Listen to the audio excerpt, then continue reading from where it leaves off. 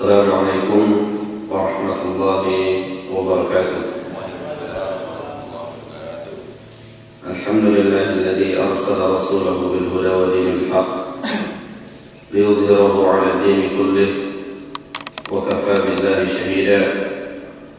Asyhadu an la ilaha illallah wahdahu la syarika lah wa asyhadu anna Muhammadan 'abduhu wa rasuluh. بلغ الرسالة وأدى الأمانة ونصح الأمة وجاهد في الله حق جهاده حتى تركنا على المحجة البيضاء ليلها كنهارها لا يزيغ عنها إلا هالك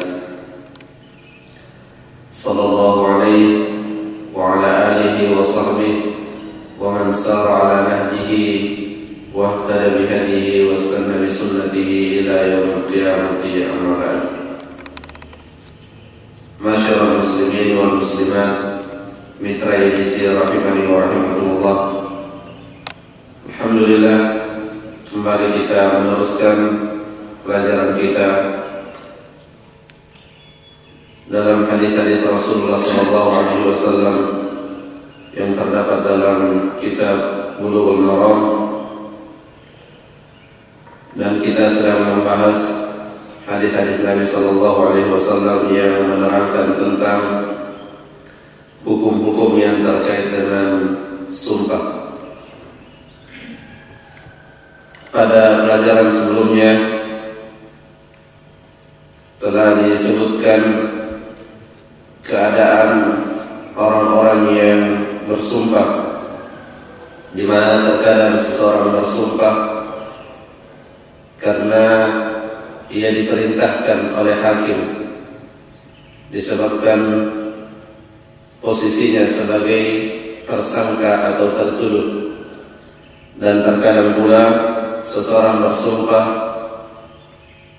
atas inisiatif dirinya sendiri untuk menguatkan informasi yang disampaikannya. Nah, dua keadaan ini memiliki hukum yang berbeda dalam hal niat yang ada di dalam hati orang yang bersumpah. Di dalam hadis yang telah kita sebutkan yang diriwayatkan oleh Imam Muslim, al-yaminu ala niyatil mustahlif, sumpah yang diucapkan oleh orang-orang yang bersumpah itu berdasarkan niat orang yang memintanya bersumpah. Dijelaskan oleh para ulama bahwa keadaan seperti ini atau sumpah yang diucapkan oleh seseorang berdasarkan niat orang yang memintanya bersumpah, ini jika orang yang bersumpah tersebut dalam posisi tertuduh dan yang menuduh tidak bisa memberikan bukti atas tuduhannya, sehingga untuk meloloskan dirinya dari tuduhan tersebut ia diperintahkan oleh qadhi, oleh hakim untuk bersumpah. Nah, dalam posisi seperti ini orang yang mengucapkan sumpah tidak boleh meniatkan yang lain yang berbeda dengan apa yang ia lafazkan. Sekiranya ia meniatkan sesuatu berbeda dengan apa yang ia lafazkan, maka niat tersebut tidak memberikan kepadanya manfaat, karena yang menjadi pegangan di dalam sumpahnya adalah niat orang yang memintanya bersumpah dan bukan niat orang yang bersumpah itu sendiri. Lain halnya ketika ia bersumpah atas inisiatif dirinya sendiri atau diminta oleh orang lain tapi bukan dalam posisi seperti yang disebutkan tadi, yaitu dalam posisi untuk meloloskan dirinya dari tuduhan. Maka dalam situasi seperti itu tetap yang menjadi pegangan, yang menjadi ukuran adalah niat orang yang mengucapkan sumpah. Kemudian hadis yang selanjutnya, wa an Abdurrahman bin Samurah radhiyallahu anhu qala Rasulullah sallallahu alaihi wasallam, wa idza halafta ala yaminin فرأيت غيرها خيرا منها فكفر عن يمينك وأت بالذي هو خير متفق عليه. وفي لفظ للبخاري فأتي الذي هو خير وكفر عن يمينك. وفي رواية لأبي داود فكفر عن يمينك ثم أتي الذي هو خير وإسنادها صحيح. عن عبد الرحمن بن سمرة رضي الله عنه قال dari Abdurrahman bin Samurah semoga Allah meridainya dia berkata, qala Rasulullah sallallahu alaihi wasallam, Rasulullah sallallahu alaihi wasallam bersabda, wa idza halafta ala yaminin, dan jika engkau bersumpah atas sesuatu. Ini adalah potongan dari hadis yang panjang, dan huruf waw yang terdapat di dalam hadis ini adalah huruf ataf, menunjukkan bahwa ada lafaz hadis sebelumnya. Namun Ibnu Hajar Al-Asqalani rahimahullah sengaja tidak menuliskan karena lafaz hadis sebelumnya tidak terkait dengan apa yang sedang kita bahas, yaitu terkait dengan sumpah. Dan ini yang sering beliau lakukan di dalam kitab Bulughul Maram. Beliau terkadang meringkas hadis dan hanya menyebutkan lafaz yang terkait dengan pembahasan. Hadis sebelumnya atau lafaz hadis sebelumnya itu adalah pesan Rasulullah SAW kepada Abdurrahman bin Samurah agar tidak meminta kepemimpinan. La tas'alil imarah. Jadi ada beberapa pesan yang Rasulullah SAW pesankan secara khusus kepada Abdurrahman bin Samurah. Dan di antaranya adalah wa idza halafta ala yamin. Jadi kalau sudah terlanjur bersumpah atas sesuatu, fara'aita ghairaha khairan minha, lalu engkau melihat selain yang engkau sumpahkan itu lebih baik. Jadi misalnya ia bersumpah meninggalkan sesuatu, tapi ternyata mengerjakannya lebih baik. Atau sebaliknya, ia bersumpah mengerjakan sesuatu, tapi meninggalkannya lebih baik. Dan ini pernah terjadi pada seorang sahabat Rasulullah SAW. Sebelum Fathu Makkah, ia bersumpah, sekiranya Allah Subhanahu wa taala, wallahi law fataha Allahu Makkah la usalliyanna fi Baitul Maqdis. Sekiranya Allah Subhanahu wa taala memberikan kemenangan dalam penaklukan kota Makkah, maka saya akan salat di Baitul Maqdis. Dan ternyata bi'aunillah wa taufiqih, dengan izin Allah dan pertolongan Allah, kaum muslimin bisa menaklukkan Makkah. Dan Rasulullah SAW mengatakan, "Shalliha huna." Ya, salatlah kamu di Masjidil Haram dan tidak usah pergi ke Baitul Maqdis. Kenapa? Karena salat di Masjidil Haram lebih afdal, lebih utama, lebih baik daripada salat di Baitul Maqdis. Fara'aita ghairaha khairan minha, dan engkau melihat yang lainnya lebih baik daripada yang engkau sumpahkan. Lebih baik di sini ada dua kemungkinan, lebih baik dalam ukuran dunia, lebih baik dalam ukuran akhirat. Dan Syekh Al-Utsaimin mengatakan dua-duanya masuk, baik secara dunia atau baik secara ukhrawi. Nah, konsekuensinya ketika seseorang melanggar sumpahnya disebabkan ia ingin melakukan yang lebih baik, maka fakaffir an yaminik, maka bayarlah kafaratnya.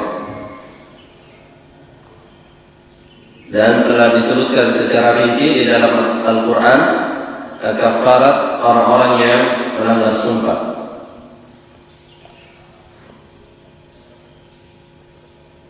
Allah berfirman, fakaffaratuhu it'amu 10 masakin min awsati ma tut'imun ahlikum atau kiswatuhum atau tahrir raqabah. 3 macam kafarat di dalam ayat ini itu menggunakan huruf waw. Fakafaratuhu it'am 10 masakin. Kafaratnya adalah engkau memberi makan 10 orang miskin. Au kiswatuhum, atau artinya pilihan, atau memberi pakaian yang bisa mereka gunakan untuk salat. Au tahrir raqabah, atau memerdekakan budak. Terserah mau pilih yang mana di antara yang 3 ini. Kalau yang 3 ini tidak bisa dilakukan, baru kemudian pindah ke qasiyam thalathati ayyam. Nah, jadi di dalam kafarah sumpah ada takhir dan ada tertib. Ada pilihan dan ada urutan. Pilihan terhadap yang 3 macam tadi, kemudian urutannya kalau tidak bisa yang 3 baru kemudian mengambil yang puasa selama 3 hari. Artinya apa? Berdasarkan lafaz ayat, tidak bisa seseorang berpindah dari 3 pilihan tadi ke puasa kecuali jika ia tidak bisa melakukan ketiga-tiga pilihan yang pertama, memberi makan, memberi pakaian, atau memerdekakan budak. Wa'til ladzi huwa khair, dan lakukanlah apa yang lebih baik tersebut. Muttafaqun alaih. Hadis ini diriwayatkan oleh Imam Bukhari dan Muslim. Wa fi lafz min al-Bukhari, dan di dalam lafaz al-Imam al-Bukhari, fa'til ladzi huwa khair wa kaffir an yaminik. Lakukanlah yang lebih baik dan bayar kafarat sumpahmu karena engkau telah melanggarnya. Nah, di sini ada terbalik ya. Kalau yang pertama fakaffir an yaminik wa'til ladzi huwa khair, kalau di lafaz yang lain fa'til ladzi huwa khair wa kaffir an yaminik. Namun ya, penyebutan ini sama sekali tidak bertentangan, disebabkan karena huruf yang digunakan di dalamnya adalah huruf waw, dan huruf waw di dalam bahasa Arab sama sekali tidak menunjukkan adanya urutan. Jadi kalau dikatakan ja'a Ali wa Amr wa Umar, itu tidak menunjukkan bahwa yang pertama datang Ali, baru Amr, baru Umar. Hanya menunjukkan bahwa mereka datang. Karena Syekh Muhammad Shalih Al-Utsaimin mengatakan ya, terserah dia mau bayar kafarah dulu baru mau melakukan, atau mau melakukan dulu yang dia anggap lebih baik baru kemudian membayar kafaratnya. Al-amru fi dzalika wasi'. Wa fi riwayat Abi Dawud fakaffir an yaminik thumma atil ladzi huwa khair. Di dalam riwayat Abu Dawud disebutkan kaffir an yaminik, bayar kafarat sumpahmu, thumma atil ladzi huwa khair, kemudian lakukan yang lebih baik. Ini sebenarnya termasuk di antara urusan yang belum dilakukan oleh kaum muslimin, dalam arti memberikan fasilitas menerima kafarat sumpah. Ada beberapa yayasan-yayasan yang selain zakat, infak, sedekah, yang juga menerima orang-orang yang ingin membayar kafarat sumpahnya. Ini sebenarnya termasuk di antara kebaikan ya, karena juga sasarannya adalah fakir miskin ya, fait'am 10 masakin. Dan sangat mungkin banyak di antara kaum muslimin ini yang bersumpah kemudian ia melanggar sumpahnya dan dia harus membayar kafarat.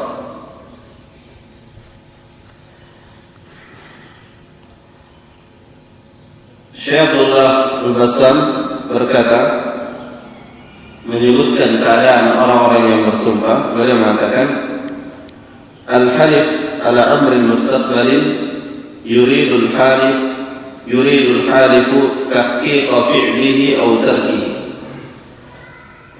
la yakhlu min umur. Seseorang yang bersumpah terhadap suatu kejadian yang akan datang, maksud dari sumpahnya itu adalah tahqiq fi'lihi atau tarkihi, ingin memastikan bahwa ia benar-benar akan melakukannya atau ia benar-benar akan meninggalkannya. La yakhlu min umur. Jika seseorang bersumpah dalam keadaan seperti ini, ada beberapa keadaannya. Jadi secara asal seseorang bersumpah itu untuk sesuatu yang akan datang.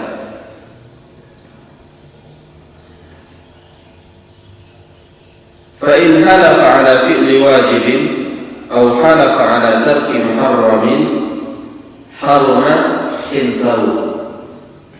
Jika ia bersumpah untuk melakukan sesuatu yang wajib, atau halafa ala tarki muharramin, atau ia bersumpah untuk meninggalkan sesuatu yang haram, maka haruma hinsahu, maka haram baginya untuk membatalkan sumpahnya, karena ia telah menguatkan tanpa bersumpah pun ia diwajibkan mengerjakan yang wajib dan meninggalkan yang haram. Terlebih lagi jika ia telah menguatkannya dengan sumpah. Sebaliknya, wa amma in halafa ala fi'li muharramin aw tarki wajibin wajaba intahu. Akan tetapi jika ia bersumpah untuk melakukan sesuatu yang diharamkan atau meninggalkan sesuatu yang diwajibkan, maka wajib baginya membatalkan sumpah tersebut. Bukan lebih baik, tapi memang wajib. Wa haruma birrahu, dan haram baginya untuk menepati sumpahnya tersebut. Kemudian keadaan yang berikutnya, wa amma in halafa ala fi'li mandub.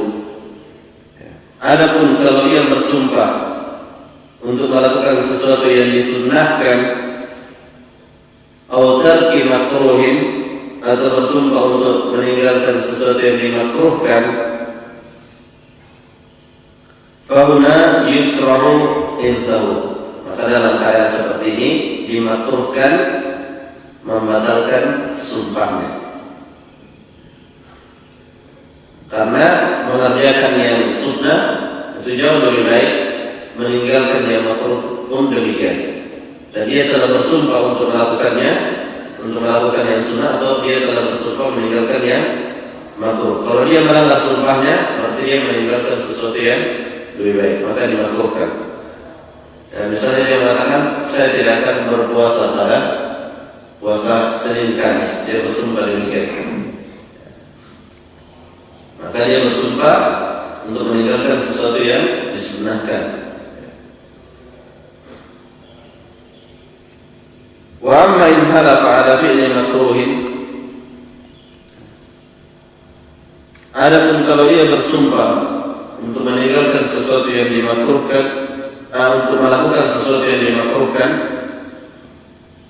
atau tarki mandubin, atau mengerjakan atau meninggalkan sesuatu yang disunnahkan. Ia bersumpah misalnya, demi Allah, wallahi, saya akan makan mengkonsumsi bawang sebelum pergi salat jamaah. Dia bersumpah sesuatu yang dimakruhkan, yang menurut sebagian ulama. Fahadha huwa ma asyara ilaihi hadithul bab. Jadi bersumpah mengerjakan yang dimakruhkan atau meninggalkan yang disunnahkan, inilah yang dimaksudkan di dalam hadis. Tsumma alladhi huwa khair, lakukan yang lebih baik dan batalkan sumpahmu. Kenapa? Ya, karena tentu saja melakukan meninggalkan yang makruh dan melakukan yang disunnahkan itu lebih baik daripada melakukan yang meninggalkan yang makruh dan melakukan yang sunnah itu lebih baik daripada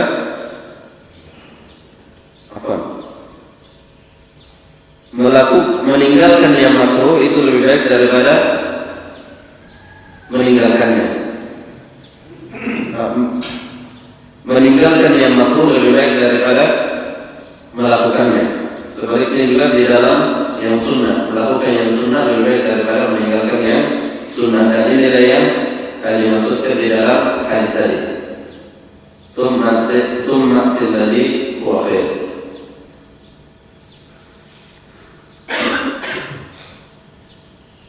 Kemudian di dalam kitab Rawdul Mufti di sana juga disebutkan syarat-syarat wajibnya membayar kafarah. Artinya tidak semua sumpah tidak semua sumpah yang diucapkan itu mengharuskan kafarah ketika dilanggar. Ya, bahkan di dalam ayat Al-Quran sendiri di sana ada yang namanya laghul yamin, yang Allah Subhanahu wa taala tidak menganggapnya sebagai sumpah meskipun secara lafaz itu adalah lafaz sumpah. Syarat yang pertama, an yaqsud al-halifu 'aqdaha 'ala 'amrin mustaqbalin mungkin.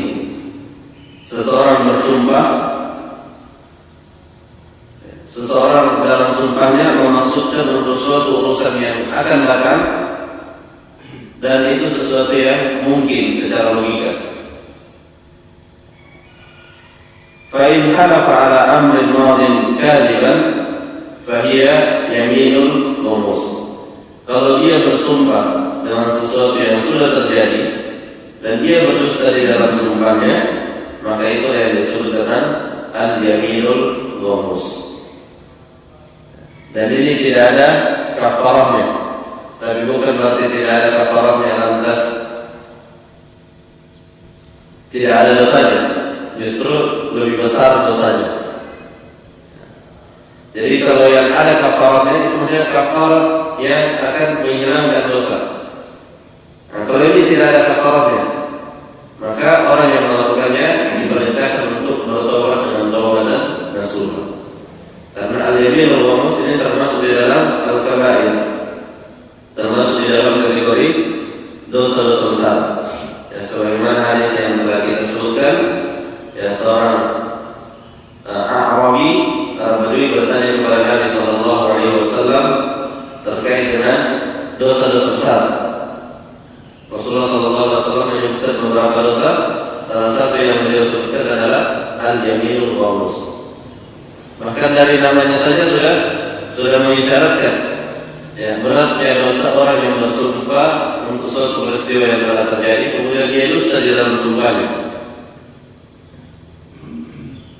Dijelaskan bahwa penamaan ini disebabkan tadbisuhu ilan nar, karena sumpah palsunya tadi, sumpah dustanya tadi untuk sesuatu yang telah terjadi membawa dia ke dalam neraka. Tadbisuhu ilan nar.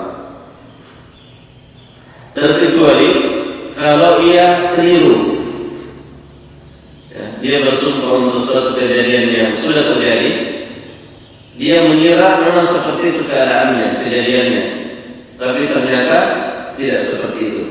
Nah, maka ini tidak masuk di dalam kategori al-yaminul ghamus. Jadi al-yaminul ghamus bersumpah untuk suatu kejadian yang sudah terjadi dan dia tahu persis bahwa sumpahnya tersebut bertentangan dengan kejadian yang sebenarnya. Inilah yang disebut al-yaminul ghamus. Namun jika dibandingkan dengan bersumpah selain dengan nama Allah, maka lebih berat dosanya bersumpah selain dengan nama Allah daripada yaminul ghamus. Karena bersumpah selain dengan nama Allah itu syirik, sedangkan bersumpah dusta dengan nama Allah itu adalah maksiat. Dan dosa syirik lebih berat daripada dosa maksiat yang selain syirik. Dan itulah yang dimaksudkan oleh perkataan yang bermaksud yang telah kita sebutkan juga, lian ahlifa billahi kadiban ahabbu ilayya min an ahlifa bi ghairihi shadiqan. Kemudian keadaan yang kedua, an yahlifa, syarat yang kedua, an yahlifa mukhtaran lil yamin. Dia bersumpah dalam keadaan tidak dipaksa. Fa in halafa mukrahan lam tan'aqid yaminuhu. Sekiranya ia dipaksa bersumpah, maka sumpahnya itu tidak terwujud, kecuali pada keadaan yang disebutkan tadi, ketika ia diminta oleh hakim. Kenapa orang yang dipaksa itu tidak dianggap perbuatannya? Karena tidak ada niatnya. Orang yang dipaksa tidak ada niatnya, dan amalan itu ditentukan oleh niat. Ya, maka dalam urusan yang terkait dengan akidah sekalipun, ketika seseorang dipaksa, seperti yang terjadi pada Ammar bin Yasir, dipaksa mengucapkan kalimatul kufur dan dia mengucapkannya, tapi karena dipaksa, maka Rasulullah SAW katakan kepada Ammar, "Idza 'ada fa'ud." Kalau dia kembali memaksa kembali dengan cara disisa, maka kembali lagi ucapkan apa yang telah kamu ucapkan sebelumnya. Illa man ukriha wa qalbuhu mutmainnun bil iman. Kecuali orang yang dipaksa namun hatinya tetap tenang dalam keimanan, maka tidak ada di sana hukum. Inna Allah tajawaza an ummati. Allah Subhanahu wa taala memaafkan dari umatku di antara yang Allah maafkan wa mastukrihu alaihi, apa-apa yang mereka dipaksa di dalamnya. Kecuali tadi yang dilakukan oleh seorang hakim dan dia dalam posisi sebagai tertuduh dan dia tidak dizalimi. Kemudian ada juga sumpah yang biasa diucapkan, ya, terutama sering kita dengar dari orang-orang Arab, yaitu mimma jara ala lisanihi bighairi qasdin. Ya, ucapan lafaz sumpah yang memang sudah lazim diucapkan di lisannya, tapi dia tidak memasukkan itu untuk sumpah. Maka inilah yang termasuk di dalam kategori lagul yamin dan tidak ada kafarah di dalamnya. Sebagaimana dalam firman Allah Subhanahu wa taala, la yu'akhidukumullahu bil-lagwi fi aymanikum. Allah Subhanahu wa taala tidak menghukum kalian disebabkan oleh bil-lagwi fi aymanikum, disebabkan oleh lagul yamin. Ya, sumpah yang secara lafaz itu adalah lafaz sumpah namun tidak diniatkan oleh hati kita untuk bersumpah.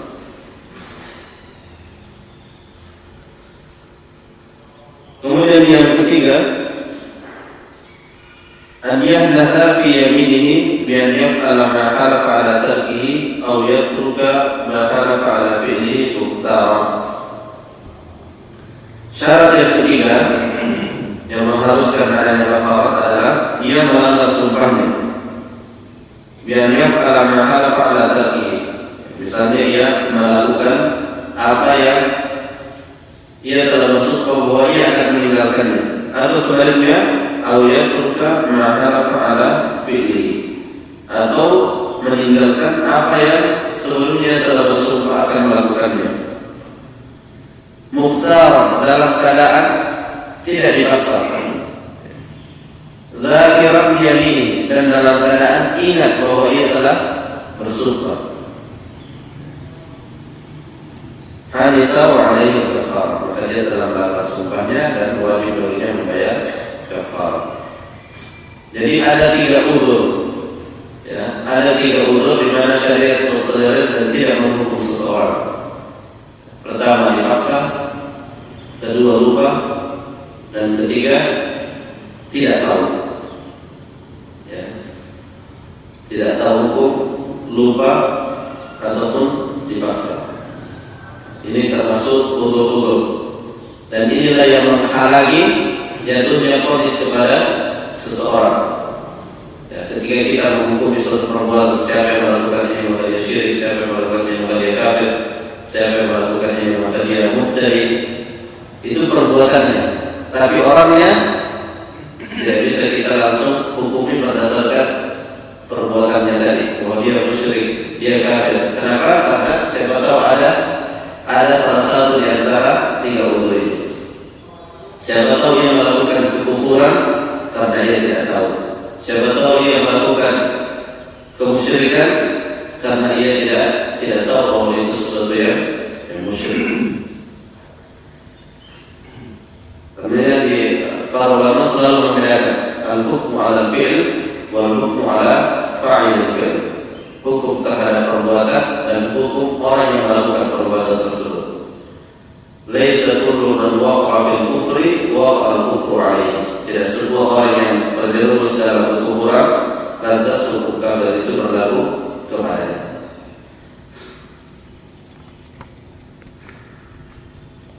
Kemudian hadis yang berikutnya, wa Ibnu Umar radhiyallahu anhuma anna Rasulullah sallallahu alaihi wasallam qala man halafa 'ala yamin faqala insya Allah fala yatha alayhi. Rawahu Ahmad wal arba'ah. Wa sahahahu Ibnu Hibban. Wa Ibnu Umar radhiyallahu anhuma dari Abdullah bin Umar sallallahu alaihi wasallam anna Rasulullah sallallahu alaihi wasallam qala Rasulullah sallallahu alaihi wasallam bersabda, "Man halafa 'ala yamin," siapa yang bersumpah, baik bersumpah untuk melakukan ataupun meninggalkan, faqal, kemudian dia mengucapkan insyaallah.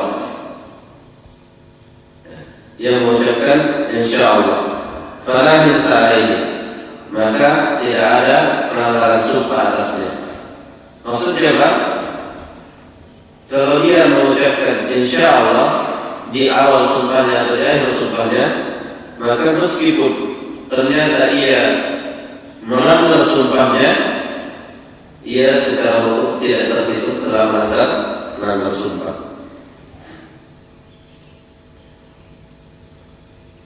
Syekh Basar mengatakan, yadullu al-hadithu ala anna al-halif ala yaminin tadkhulu al-kafar. إذا استثنى يمينه فقال إن شاء الله لأفعلن كذا أو إن شاء الله لأتركن كذا أنه لا يمنع. Secara asal sumpah yang diucapkan itu ada kafarahnya kalau kita melanggarnya.